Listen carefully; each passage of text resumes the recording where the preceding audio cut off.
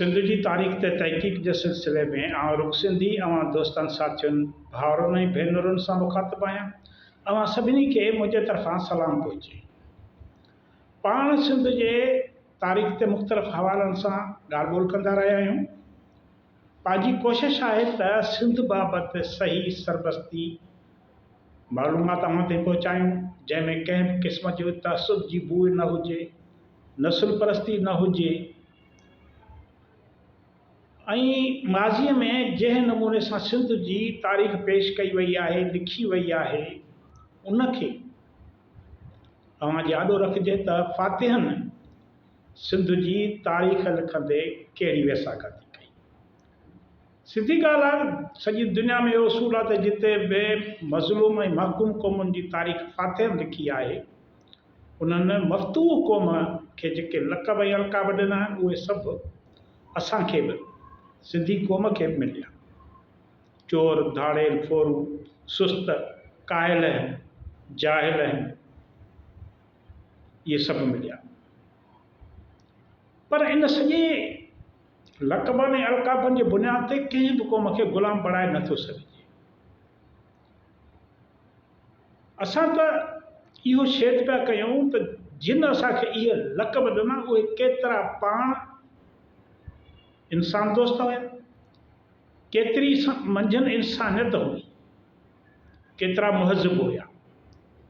ख़ासि करे अंग्रेज़नि बाबति असांखे ॿुधायो आहे त हू तमामु आदिल, मुनसिफ़, मुहज़िब, तइलीम याफ़्ता हुया ऐं हुननि जे दौर में सिंध तरक़ी कई।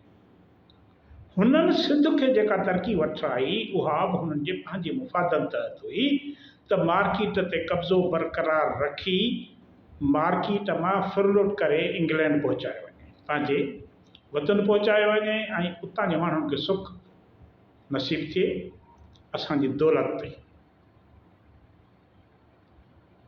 त अंग्रेज़नि सिंध ते 1843 में कब्ज़ो कयो। हुननि टालपुर हुक्मरान खां सिंध खसी।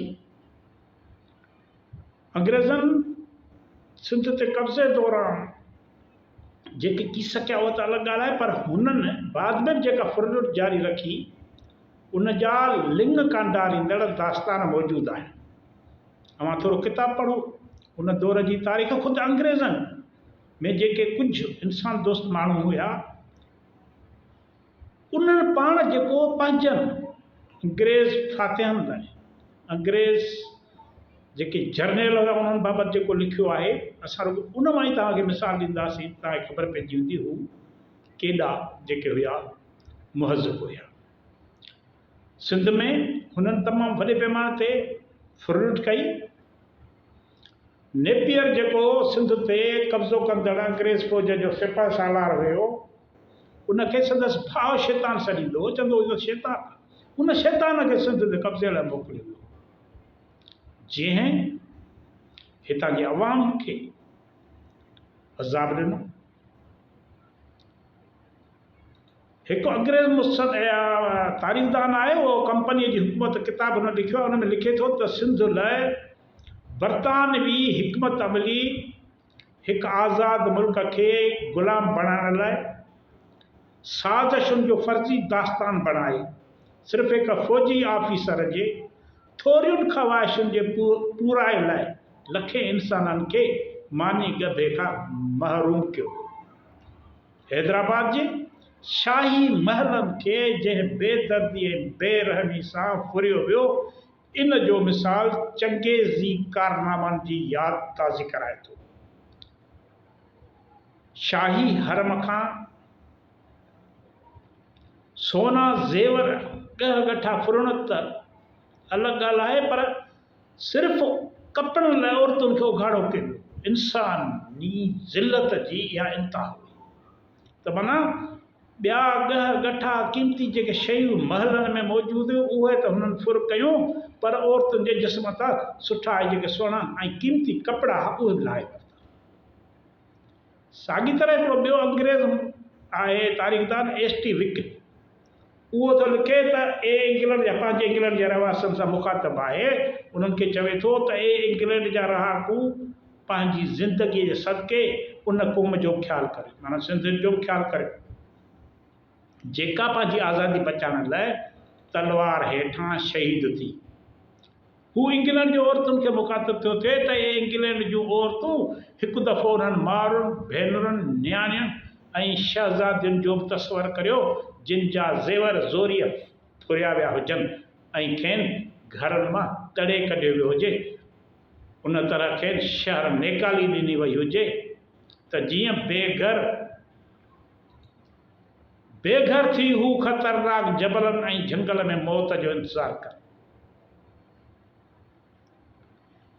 सिंध फतेह करणु त अंग्रेज़नि जेका फुलुट कई उन ते तमामु वॾा दास्तान आहिनि, शर्मनाक दास्तान आहिनि।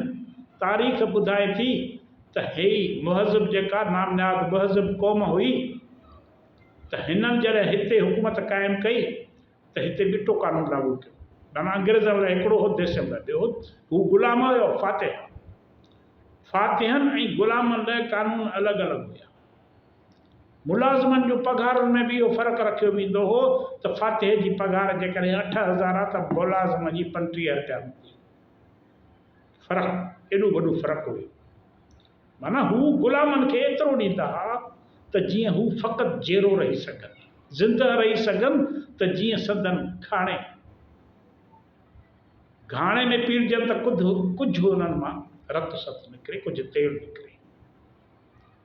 माना हुननि क़ाइदा कानून जेके ठाहिया उहे बि इंसाफ़ ॿधल कोन हुया। असांजे मथां इंसाफ़ पसंदि हुया। हाणे हुक्मरान पाण ऐं संदन जेके ऑफिसर बरतानवी हुया, गोरा हुया, उन्हनि जूं पघारूं अलॻि हुयूं ऐं जेके उन्हनि देसी मुलाज़िम रखिया उन्हनि जूं पघारूं अलॻि हुयूं। मां तव्हांखे उन बाबति थोरो ॿुधायां थो त हिननि वटि जेके वॾा वॾा उहिदा हूंदा हुआ, governor, commissioner, collector, deputy collector, उन्हनि जूं पघारूं जेके हूंदियूं हुयूं उहे तमामु वॾियूं पघारूं हूंदियूं हुयूं, हज़ारनि में हूंदियूं हुयूं। पर महकूम जेके मुलाज़िम हूंदा, महकूम क़ौम सां लाॻापियल मुलाज़िम, उन्हनि जी पघार 100 में बि कान हूंदी। हाणे गवर्नर जी पघार उन वक़्त जी तारीख़दान लिखा, गवर्नर जी पघार 8,000 रुपया हुई, कमिश्नर जी 5,500 हुई, कलेक्टर जी 1,200 रुपया हुई, डिप्टी कलेक्टर जी 70 रुपयनि खां थोरो मथे हुई। ठीकु आहे। ऐं वरी देसी जेके हुननि जा पघारदार मुलाज़िम हुया, उन में कारदार जेको हूंदो उन जी 35 रुपया, मुंशीअ जी 15 रुपया, सिपाहीअ जी 5 रुपया ऐं पटे वारो 3 रुपया। विढ़ंदा सिपाही हुया, कमकार पटे वाला, मुंशी कारंदार जेके हूंदा उहे कंदा हुआ। पघारूं हू घर वेठे ऐश इशरत सां बंगलनि में वेही, रेस्ट हाउसनि में वेही वसूल कंदा हुआ, हुकुम हलाईंदा हुआ। हिननि अंग्रेज़नि पघारुनि जे सिरिश्ते में ॿियो त छॾियो, पर पघारुनि जे सिरिश्ते में बि देसी माण्हुनि सां ज़िलत भरियो सलूक कयो। अंग्रेज़ जिते वेंदा हुआ, शिकार ते वेंदा हुआ, कंहिं गश्त में वेंदा हुआ, त हुननि सां ज़ालूं साण हूंदियूं हुयूं, मैडमूं साण हूंदियूं हुयूं। उन्हनि जो ख़र्च पको बि सिंधी माण्हुनि जे हॾ ऐं चम मां निकिरंदो। ही माण्हू हिकिड़े तरफ़ पघारूं खणंदा हुआ, ॿिए तरफ़ जिते जंहिं इलाइक़नि में वेंदा हुआ उतां जेका फुरलुट थींदी हुई, उते जेके जागीरदार हूंदा हुआ, सरदार हूंदा हुआ, मीर पीर हूंदा हुआ, उन्हनि खां जेके पैसा गॾु कंदा हुआ उहे अलॻि हुया।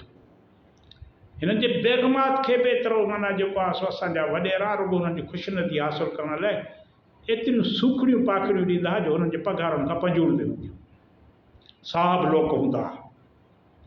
त माना हिननि सिंध जो रत ऐं सत चूसियो, सिंध जो नाणो फुरलुट करे बरतानिया इंग्लैंड खे आबाद कयो, इंग्लैंड खे शादबाद कयो। उते कारखाना लॻा, शीशे जहिड़ा रोड ठही विया। इहे सभु ग़ुलाम क़ौमुनि मां जेका फुरलुट थी उते लॻाई वई। त अहिड़े नमूने अॼु तव्हांखे असां सिर्फ़ु इहो ॿुधायो आहे त अंग्रेज़नि पघारुनि जे मद में देसी माण्हुनि सां कहिड़ो ज़ुल्म कयो, हू केतिरा मुहज़िब हुया। मुहज़िब रुॻो ॾेखाव हुयो, बाक़ी फुरलुट लाइ हुननि हर तरीक़ो इस्तेमालु कयो। अवां जी वॾी वॾी महिरबानी। ईंदड़ वीडियो ताईं इजाज़त ॾी।